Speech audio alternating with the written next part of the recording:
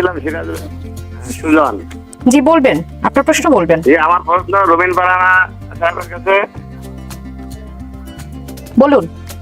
দেশে বর্তমানে ছাত্র দল যুব দল যেভাবে চাঁদাবাজি করতেছে, এখানে রবীন বারানা সাহেব আগেও বলেছে যে আমরা দল থেকে তাদেরকে বহিষ্কার করতেছি, আমরা ব্যবস্থা নিচ্ছি।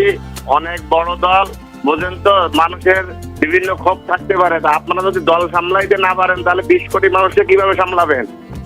আপনাকে ধন্যবাদ। থাকুন আমাদের সঙ্গে। আরো একজন দর্শক আছেন এই মুহূর্তে আমাদের সঙ্গে, তার প্রশ্নটি নিতে দেয়। দর্শক স্বাগত জানাচ্ছি। কে বলছেন, কোথা থেকে বলছেন, আপনার প্রশ্ন করবেন। পটুয়াখালী থেকে বলছি। জি বলবেন। আমার ধারণা আপনার কাছে প্রশ্ন হচ্ছে, এক সমন্বয়ক তুষার উনি বলেছে বিএনপি যদি ফেব্রুয়ারি মাসে নির্বাচনের জন্য আন্দোলনের নামে, তাহলে বিএনপির অবস্থা হবে 5ই আগস্টের মতো। তাহলে উনি ভোটের রাজনীতির ভবিষ্যৎ কি দেখতে? এই মুহূর্তে আরো একজন দর্শক আছে, সেই প্রশ্নটিও নিয়ে আমরা একবারে 3টি প্রশ্ন উত্তর দেব। দর্শক স্বাগত জানাচ্ছি। কে বলছেন, কোথা থেকে বলছেন, আপনার প্রশ্ন করবেন। আমার নাম মোহাম্মদ রাইহান, আমি ঠাকুরগাঁ থেকে বলতেছিলাম। আমার প্রশ্ন হচ্ছে রবীন ফারানার। জি। আমার প্রশ্ন হচ্ছে ছাত্রগুলোতে নতুন রাজনৈতিক দল তৈরি করতেছে এবং মির্জা ফখরুলের কথার পরিপ্রেক্ষিতে তারা যে বড় বড় কথা বলতেছে, ওদের কথার কাছে মির্জা ফখরুল মনে হয় ওদের কাছে দুধের বাচ্চা, আর ওরাই বড় বর্ষিয়ান রাজনীতিবিদ। দেশটাকে ওরাই স্বাধীন করছে না, আমরাও ছিলাম।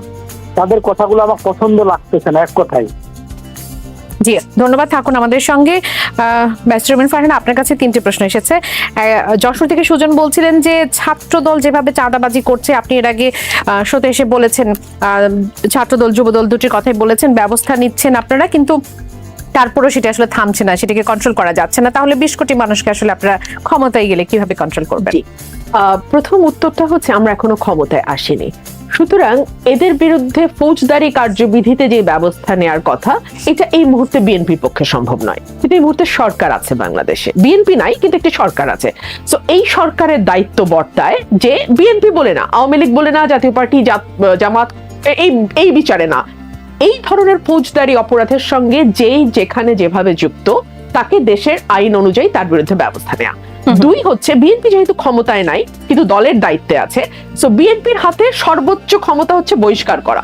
এই ক্ষমতাটি বিএনপি প্রয়োগ করছে কিনা সেটা আমাদের দেখতে হবে। হ্যাঁ, মোস্ট ঘটনাতে আমরা দেখেছি বিএনপি বহিষ্কার করেছে, পদ স্থগিত করেছে, শোকজ করেছে, অর্থাৎ বিএনপির হাতে সাংগঠনিক যেই পদক্ষেপ নেওয়া সম্ভব সেই পদক্ষেপগুলো বিএনপি নিয়েছে।